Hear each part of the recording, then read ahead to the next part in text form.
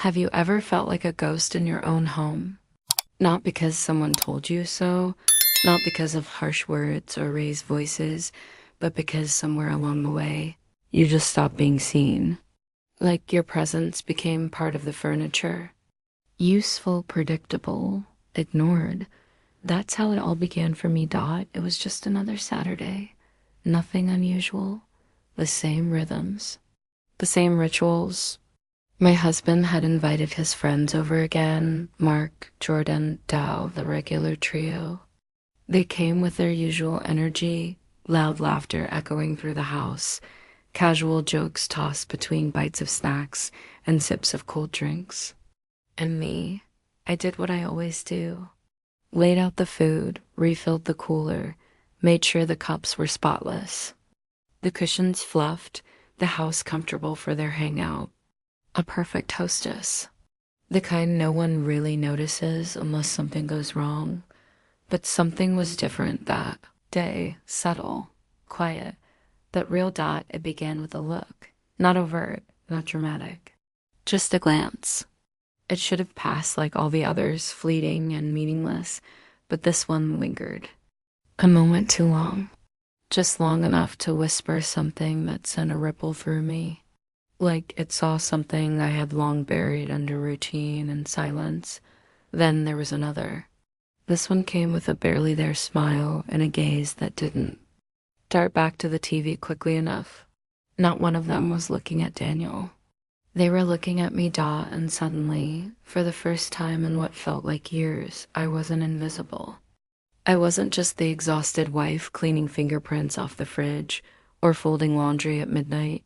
I felt noticed, not in a lewd or disrespectful way, just seen, and that alone stirred something deep inside me, something I didn't realize had grown so quiet, because when your husband stops seeing you, when compliments turn into silence, when affection becomes something transactional, something expected rather than offered, a single glance from someone else can feel like a gasp of air after holding your breath underwater for far too long.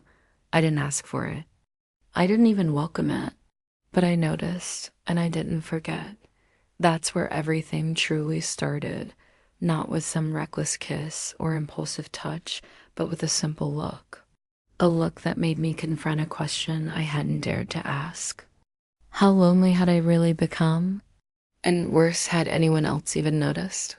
I'm 32. Married for 8 years. We've lived in the same two-story house for almost as long, on a quiet little street where neighbors wave politely but keep their distance. It's the kind of place that looks serene from the outside. The kind of home you drive past and think, now that's a happy family.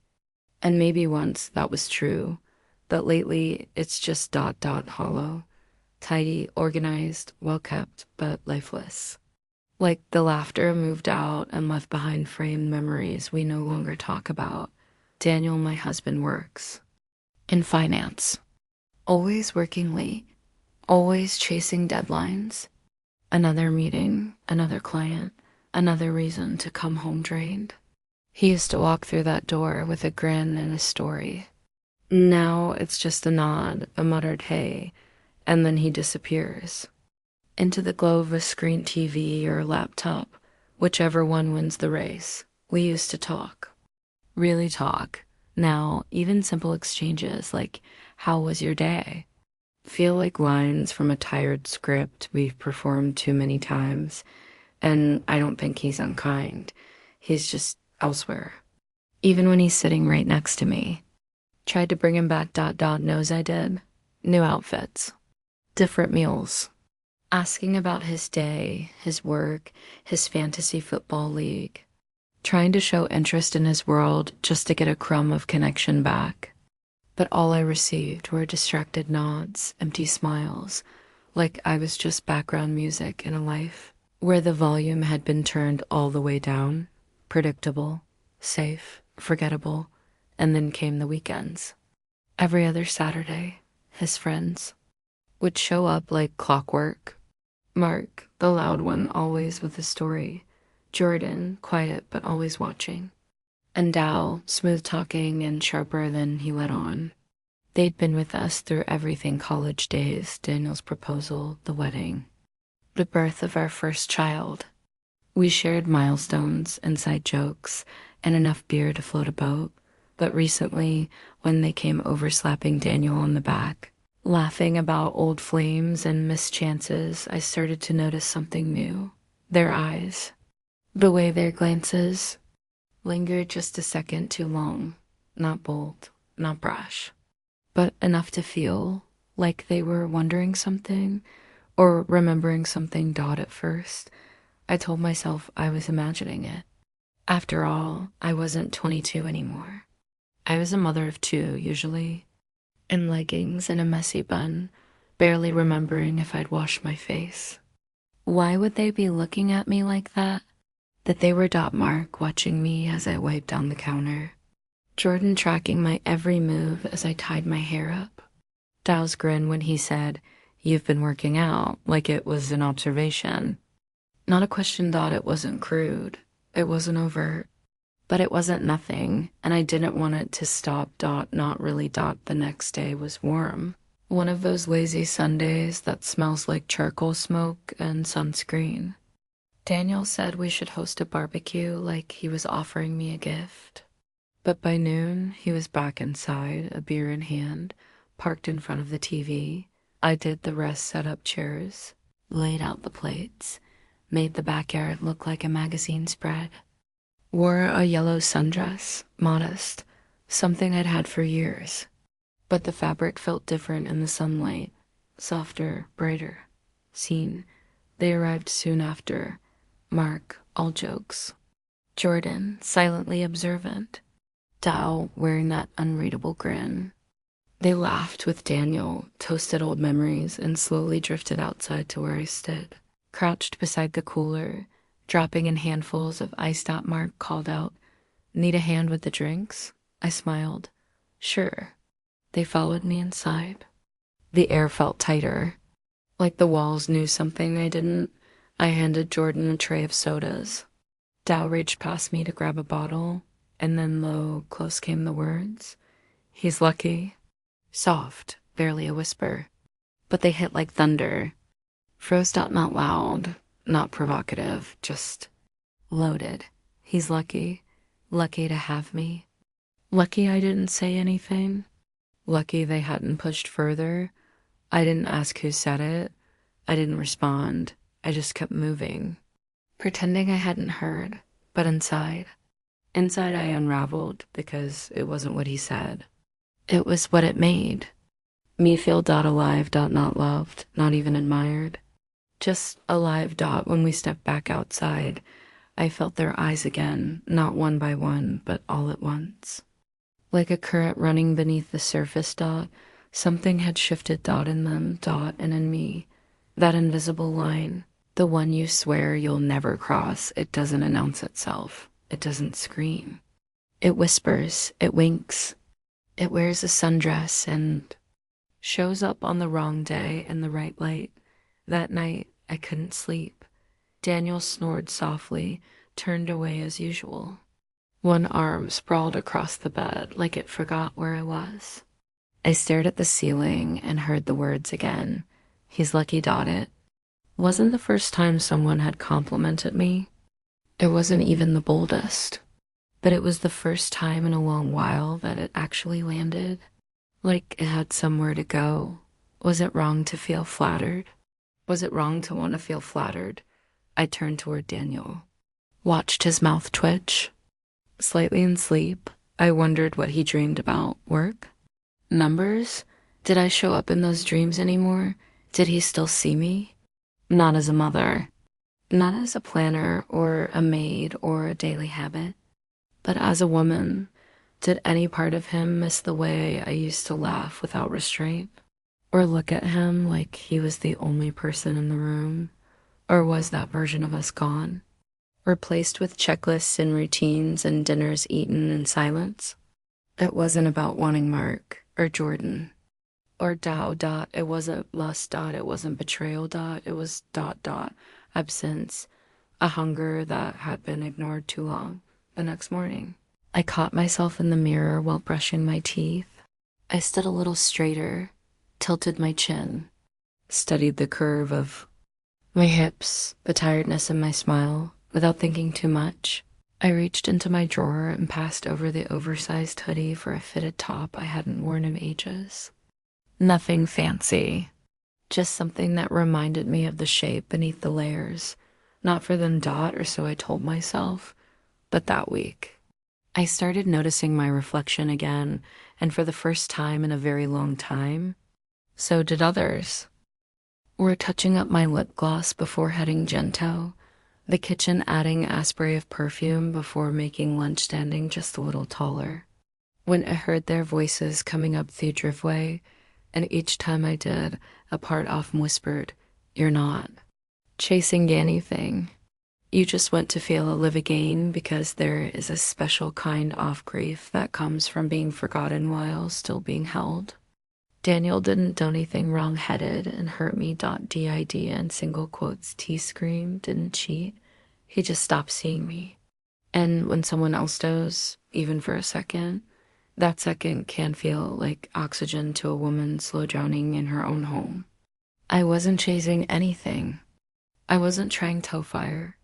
But I can't lie and say a spark did feel good. Didn't feel like the version of me I used to know. The one who used to turn heads, not just serve plates. The one who used to laugh without lowering her voice. The one was to feel wanted without feeling guilty for it. And I think that's where confusion started, because if buying scene feels wrong, why does it feel so much like home? It started small, apping on my phone late one night. I was laying in bed. Daniel beside me were just asleep, mouth slightly open, remitestal in his hand. The TV flickered blue light across the room. I turned over checkered screen Instagram. A message request from Mark. Just 5 words. "You look a damning yesterday." No emoji, no punctuation. Just that my thumb hovered over the screen. I didn't open it, didn't respond, but I didn't delete it either. I told myself it was harmless. A compliment to gain just words. Just one of his friends by friendly. But the next day, I found myself checking his profile, wondering I was thinking of Mel when he posted the playlist, to his story reading, and to things I never used to notice. And then came the night Daniel fell asleep on the couch again. The game had ended. He'd snored softly, half a beer left warm on the table. Mark was still there, seeing in the armchair. The only light was from the TV. I came in to grab a plate. Our eyes met. He didn't flinch, didn't shift, didn't pretend to look away. He held it. I felt something in me lock up like he is accrediting. A grip. I didn't smile, didn't frown. I just stood there letting silence stretch. Too long, and it turned and walked out quickly. But my heart didn't slow down for hours. The next hangout, I wore the yellow sundress all game. The one from the barbecue. The one I hadn't worn in years until that day. Dale didn't notice. Had kissed me on the cheek. Said, "Did we get an out charcoal?" That was it. But Vanessa, I filtered the second I stepped outside that bars. The way Mark's laugh cut short the way. Jordan blinked twice before looking down. "The way to you," muttered something and then cleared his throat. Their ice burned through me and he hated it. I hated how aware I was of every step. It took every movement, every glance they threw my way when they thought Daniel was looking. But I craved it, like, so who's been starved craves anything with taste that night? I couldn't eat much. My stomach was too tight to full of guilt and something goals. I didn't have a name for I help it clean up loaded dishes, laughed at their jokes, but I felt their eyes. I felt their shift every time I passed by, every time I bent slightly to pick something up. And then they asked, not with words. No one said it out loud, but in the way Jordan lingered by the sink as too long in, the way Mark brushed me hand when he passed me the plates, and way to stood at the door of bead litter than he needed to. They didn't need to say it. The question was there, would I, could I? And for the first time I didn't want my answer would be Daniel Hodder conference out of town tonight's a huddle booked by his company. He left early Friday morning with a suitcase, a quick pick on me cheek, and a distracted, I'll call you later. He didn't that night. The house felt too quiet to still. I lit a candle powered a glass of wine. Put on a playlist I hadn't listened to in years, low sultry songs that used to make me feel something, and then the knocked, it was Mark, then Jordan, then Todd just checking in, they said smiling casually. I should have said no, I should have made an excuse, but I didn't. They came in, poured more wine, we sat on the patio, same one, Daniel. Never uses laughter floated between us, but underneath it's anything goes. Hum, tension, curiosity, electric. No one wanted to name the music, was low steady.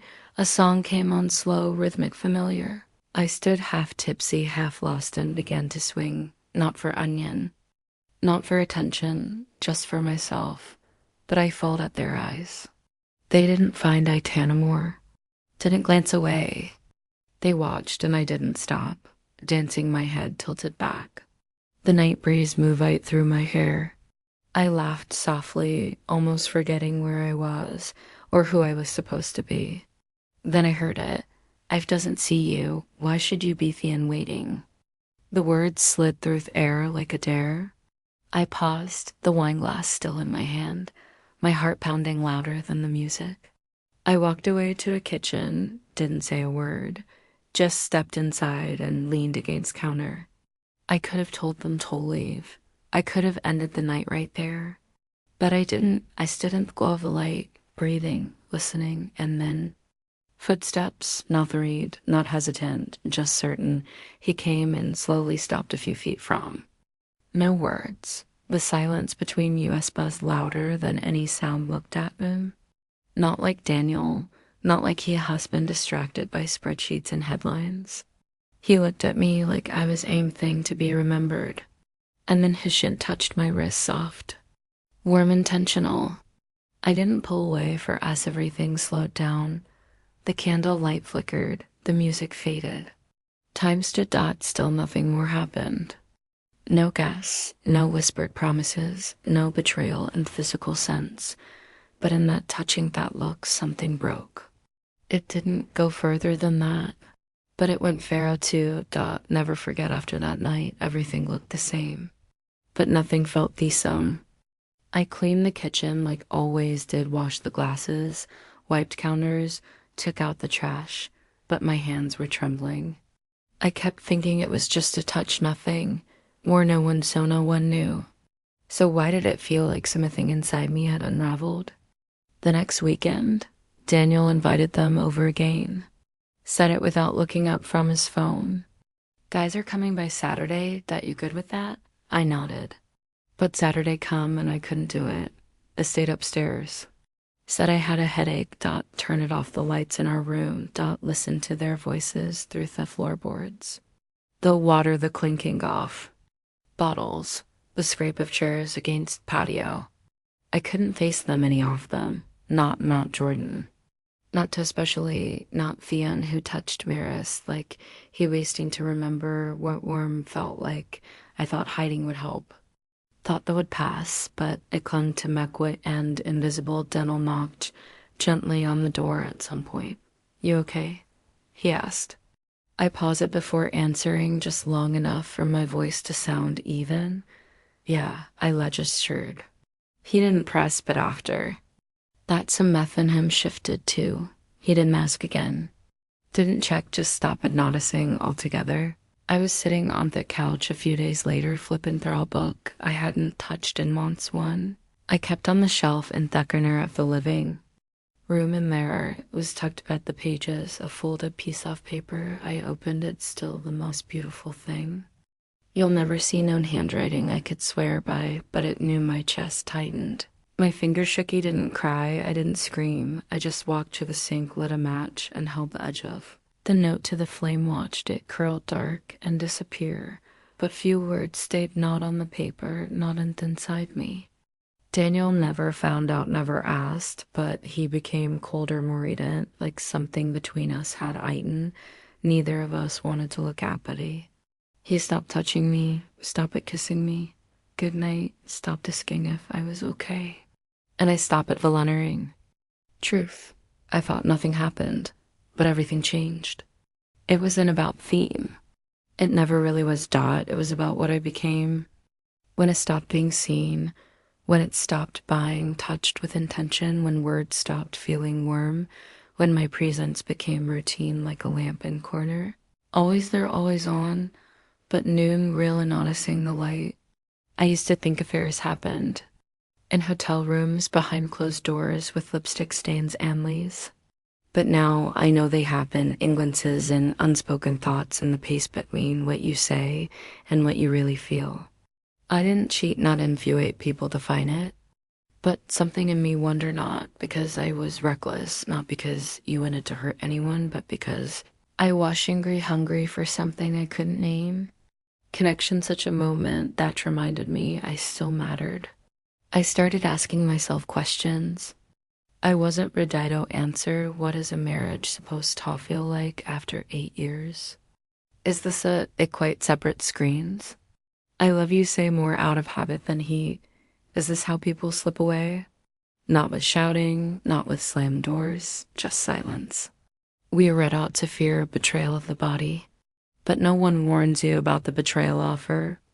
Chatting of being forgotten. Teach you off emotional infidelity. It lingers, it stains. It's the kind fatch you can't confess because there's nothing to confess. No evidence, just Mary's often looked at like you were something worth pausing for. And I kept asking myself, what kind of woman does that make? And what does it say about me that I wanted to be wanted? I didn't want a new life. I didn't want Sammy and Niels's last name. I didn't want Askendal. I just wanted to feel like it still existed. Like I could still stop time for someone, even if just for Asakin I wanted to. They desired, but I didn't want to be disposable. And maybe that's the hardest part, realizing that even though you stayed, some part of you still left. Have you ever crossed Feline, not because y'all were cruel, but because you were in and out of desire, but out of Absenko? Untouched that even a flicker of Fatin felt like rescue. I didn't set out to betray anyone. I didn't wake up wanting to hurt him. But the truth is, in Metamus, you don't run towards someone else. You just stop trying to hold together that space between you and the person while stop noticing would. I have stopped it if someone had seen me first stouched my hand differently, said my name. Like it mattered. Would I take it back? I knew Theach wouldn't. Go away.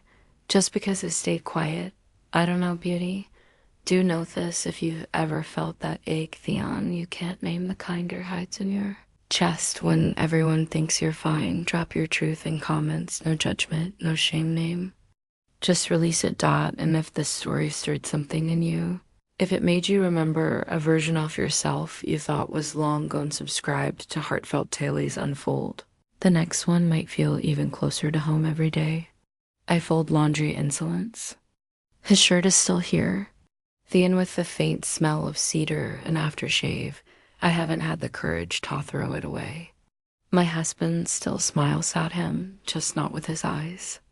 And mid-order, she draws pictures of familious little stick figures holding hands. Beaut in every drawing there is always one standing just outside the circle that some people break vows with their bodies. I broke mine with my silence estate, but not aloft me.